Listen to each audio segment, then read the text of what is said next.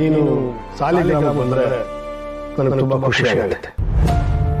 ನಮ್ಮ ಮನೆನೇ ಒಂದು ಪ್ರಪಂಚ, ಸಾಲಿಗ್ರಾಮನೇ ಬೇರೆ ಪ್ರಪಂಚ. ಅಲ್ಲಿ ನಮ್ಮ ವಿಷಯ ಯಾರಿಗೂ ಗೊತ್ತಿಲ್ಲ. ಅಲ್ಲಿಗೆ ಹೋದ್ಮೇಲೆ ಅಪ್ಪ ಮಗಳ ತರ ಇರ್ಬೇಕು ಅಂತ ಹೇಳ್ತಿದ್ದೀರಾ ಅಪ್ಪ?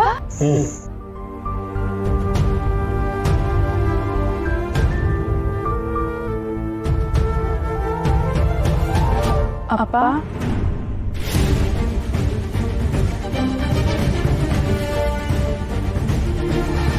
ಗುಡ್ ಮಾರ್ನಿಂಗ್ ಅಪ್ಪ. ನಾನು ಕಳಶ ಹೊರಬೇಕಲ್ವಾ, ಅದಕ್ಕೆ ವ್ರತ ಮಾಡ್ತಿದ್ದೀನಿ. ಅದಕ್ಕೋಸ್ಕರ ನಾನು ಅಭ್ಯಾಸ ಮಾಡ್ತಿದ್ದೀನಿ. ಎಲ್ಲ ಚೆನ್ನಾಗಾಗ್ಲಿ ಅಂತ ನೀವು ಆಶೀರ್ವಾದ ಮಾಡಿಯಪ್ಪ. ಏನಿದಲ್ಲ ನೀನು ನನ್ನ ಮುಂದೆ? ಅಪ್ಪ ನನಗೆ ಗೊತ್ತು ಅಪ್ಪ, ನಾನು ನಿಮ್ಮ ಮುಂದೆ ಬಂದು ನಿಂತ್ಕೊಳ್ಳೋದು, ನಿಮ್ಮ ಹತ್ರ ಮಾತಾಡೋದು ನಿಮಗಿಷ್ಟ ಇಲ್ಲ ಅಂತ. ಆದರೆ ನಾನು ಹೀಗೆ ಮಾಡ್ತಿರೋದಕ್ಕೆ ಒಂದು ಕಾರಣ ಇದೆ. ನೀವು ಹೇಳ್ದಾಗೆ ನಾವು ಇಲ್ಲಿರೋ ಪ್ರಪಂಚನೇ ಬೇರೆ, ಸಾಲಿಗ್ರಾಮದ ಪ್ರಪಂಚನೇ ಬೇರೆ. ನಾವು ಇಲ್ಲಿರೋ ಹಾಗೆ ಸಾಲಿಗ್ರಾಮದಲ್ಲಿ ಇರೋಕ್ಕಾಗಲ್ಲ. ಅಲ್ಲಿ ಎಲ್ಲ ಅಪ್ಪ ಮಗಳು ಪ್ರೀತಿಯಿಂದ ಹೇಗಿರ್ತಾರೋ ಹಾಗಿರ್ಬೇಕಲ್ವಾ ಅಪ್ಪ? ಇಷ್ಟು ವರ್ಷದಲ್ಲಿ 1-2-3 ಸರಿನೂ ನಾನು ನಿಮ್ಮ ಮುಂದೆ ಬಂದು ನಿಂತ್ಕೊಳ್ಳೋ ಧೈರ್ಯ ಮಾಡಿಲ್ಲ. ನಿಮ್ಮ ಜೊತೆ ಪ್ರೀತಿಯಿಂದ ಯಾವತ್ತೂ ನಡ್ಕೊಂಡಿಲ್ಲ. ಅಪ್ಪ ಮಗಳು ಪ್ರೀತಿಯಿಂದ ಹೇಗಿರ್ತಾರೆ ಅನ್ನೋದೇ ನನಗೆ ಗೊತ್ತಿಲ್ಲ. ಹಾಗಿರೋವಾಗ ಇದ್ಕಿದ ಹಾಗೆ ಸಾಲಿಗ್ರಾಮದಲ್ಲಿ ಪ್ರೀತಿಯಿಂದ ನಡ್ಕೋಬೇಕು ಅಂದರೆ ನನಗೆ ಕಷ್ಟ ಆಗ್ಬೋದು, ಅಥವಾ ಹೇಗೆ ನಡ್ಕೋಬೇಕು ಅಂತ ನನಗೆ ಗೊತ್ತಾಗದೇ ಇರ್ಬೋದು. ಆಗ ಅಲ್ಲಿರೋರು ಎಲ್ರಿಗೂ ನಾವಿಬ್ರು ಇಲ್ಲಿ ಹೇಗಿದ್ದೀವಿ ಅನ್ನೋ ಸತ್ಯ ಗೊತ್ತಾದ್ರೂ ಗೊತ್ತಾಗ್ಬೋದು.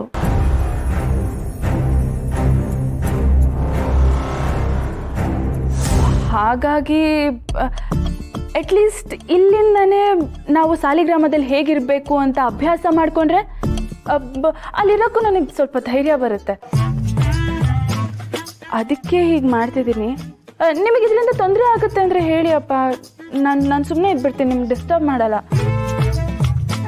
ಆದರೆ ಸಾಲಿಗ್ರಾಮದಲ್ಲಿ ಹೇಗಿರ್ಬೋದು ಅಂತ ನನಗೆ ಗೊತ್ತಾಗಲ್ಲ. ನಾನೇನು ಮಾಡಲಿ ಅಪ್ಪ? ಸಮಯ ಅನ್ನೋದು ಕೆಲವು ಸಲ ಕೆಲವ್ರಿಗೆ ಅನುಕೂಲನೇ ಮಾಡುತ್ತೆ. ಏನ್ ಬೇಕೋ ಮಾಡ್ಕೊ.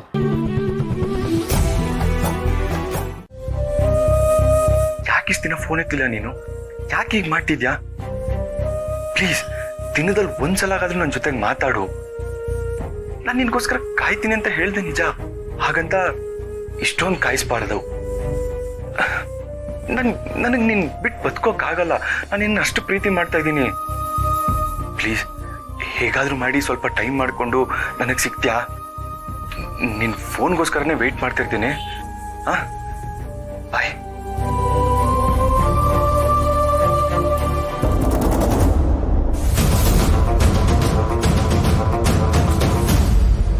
ಯಾರ ಹತ್ರ ಮಾತಾಡ್ತಿದ್ದೆ? ಯಾರು ಇಲ್ಲ. ಯಾರು ಇಲ್ಲ ಅಂದ್ಮೇಲೆ ಪ್ರೀತಿ ಗೀತಿ ಅಂತ ಯಾಕೆ ಮಾತಾಡ್ತಿದ್ದೆ? ಯಾವಳಾದ್ರೂ ಪ್ರೀತಿ ಮಾಡ್ತಿದ್ಯಾನೋ? ಹೇಳಿದ್ನಲ್ಲಮ್ಮ, ಯಾರು ಇಲ್ಲ. ವರ್ಧಾ, ಬಾಯ್ ಬಿಡ್ತೀಯೋ ಇಲ್ವೋ? ನೀನ್ ಮಾತಾಡಿದ್ದೆಲ್ಲ ನಾನು ಕೇಳಿಸ್ಕೊಂಡೆ. ಹೇಳೋ, ಯಾವಳವಳು? ಅಂದ್ರೆ ಅಮ್ಮಂಗೆ ನಾನು ಯಾರ ಜೊತೆ ಮಾತಾಡ್ತಿದ್ದೆ ಅನ್ನೋದು ಗೊತ್ತಾಗಿಲ್ಲ. ನಾನು ಏನ್ ಮಾತಾಡ್ತಿದ್ದೆ ಅನ್ನೋದು ಮಾತ್ರ ಕೇಳಿಸ್ಕೊಂಡಿದ್ದಾರೆ. ಅಬ್ಬಾ, ಬಾಯ್ ಬಿಡು. ಯಾವಳ ಹಿಂದೆ ಬಿಟ್ಟಿದ್ಯಾ ನೀನು? ಅಂತೂ ನಿನ್ ತಂಗಿ ದಾರಿ ನೀನು ಹಿಡಿದ್ಬಿಟ್ಟಿಯಾ?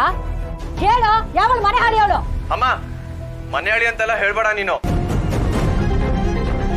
ಅವಳು ನಾಳೆ ಈ ಮನೆನ ಬೆಳಗ್ಬೇಕಾಗಿರೋಳು. ಹೌದು, ನಾನೊಂದು ಹುಡುಗಿನ ಪ್ರೀತಿ ಮಾಡ್ತಾ ಇದ್ದೀನಿ.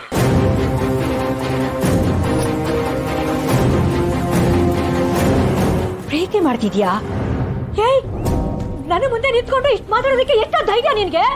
ಪ್ರೀತಿಸೋರೆಲ್ಲ ಭಯದಲ್ಲಿರೋ ಕಾಣಿಸ್ಬೋದು, ಆದ್ರೆ ಪ್ರೀತಿಸೋರಿಗೆ ತುಂಬಾನೇ ಧೈರ್ಯ ಇರುತ್ತೆ. ನನ್ ಮಾತು ಕೂತ್ರಾ ಯಾಕೆ ಹಂಗೋಡ್ತಿದ್ಯಾ ನೀನು? ಏ ಇಂದ್ರ, ಯಾಕೆ ಕೂಗಾಡ್ತಿದ್ಯಾ? ಏನಾಯ್ತು? ಕೇಳಿಸ್ತಾ ಈ ಮಗನ್ ಮಾತು? ನಾನ್ ಬರ್ಕೊಂಡೆ ಮಾತಾಡ್ರಿ, ಅವನ ಹತ್ರ ಮಾತಾಡ್ರಿ ಅಂತ. ಮಾತಾಡ್ತೀನಿ ಅಂತ ಸುಮ್ಮನೆ ಇದ್ರಿ. ಈಗ ನೋಡಿ, ಯಾವನ್ನ ಇಷ್ಟಪಟ್ಟಿದಾನಂತೆ ಅವಳನ್ನೇ ಮದುವೆ ಮಾಡ್ಕೋತಾನಂತೆ. ಏನು ಪ್ರೀತಿನಾ? ಇವನು ಯಾಕೆ ಹಿಂಗಾಗೋದಾ? ಆ, ಹಿರಿಯ ಜಾರಿ ಮನೆ ಮಂದಿಗೆ ಅಂತ ಅಂತಾರೆ. ಇಲ್ಲಿ ಹಿರಿಯವಳ ಜಾರಿ ಹಿರಿಯ ಮಗನಿಗೆ ಬಂದಿದೆ. ಅವಳಂತೂ ಈ ಪ್ರೀತಿ ಗೀತಿ ಅನ್ಕೊಂಡು ಆ ಸುಬ್ಬು ಹಿಂದೆನೆ ಓಡಾಡ್ತಾ ಇದ್ದಾಳೆ. ಇವನು ಪ್ರೀತಿ ಗೀತಿ ಅನ್ಕೊಂಡು ಯಾವ ಜೊತೆ ಓಡಾಡ್ತಾ ಇದ್ದಾನೋ ಏನೋ. ನಡೀರಿ ಮೊದ್ಲು ನಡೀರಿ, ಬೈದು ಬುದ್ಧಿ ಹೇಳೋಣ ಬನ್ನಿ. ನಿಂತ್ಕೊಳೆ, ಬುದ್ಧಿ ಹೇಳಿದ್ರೆ ಅವ್ನು ಕೇಳಲ್ಲ. ಅದೇನು ಮಾತು ಕೇಳಿಲ್ವ ನೀನು? ಪ್ರೀತಿ ಕುರುಡು ಅಂತ ಬರೀ ಕುರುಡಲ್ಲ, ಕಿವುಡು ಕೂಡ.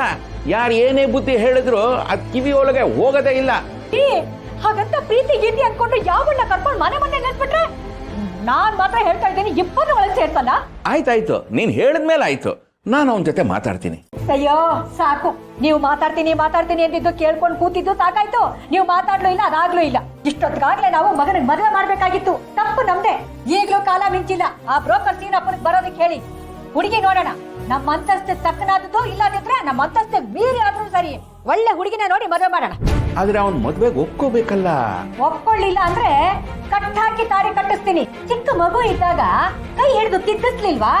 ಈಗ್ಲೂ ಹಾಗೆ ಕೈ ಹಿಡಿದು ತಾಳಿ ಕಟ್ಟಿಸ್ತೀನಿ. ತಾಳಿ ಏನೋ ಕಟ್ಟಿಸ್ತೀಯಾ, ಆದ್ರೆ ಅವನ್ ಸಂಸಾರ ಮಾಡ್ಬೇಕಲ್ಲ. ಕಾಲು ಮುರಿದ ಮೇಲೆ ಕುಂತ್ಕೊಂಡೇ ನಡಿಬೇಕು, ಬೇರೆ ದಾರಿನೇ ಇಲ್ಲ. ತಾಳಿ ಕಟ್ಟಿದ ಮೇಲೆ ಸಂಸಾರ ಮಾಡ್ಲೇಬೇಕು ಅಷ್ಟೇ.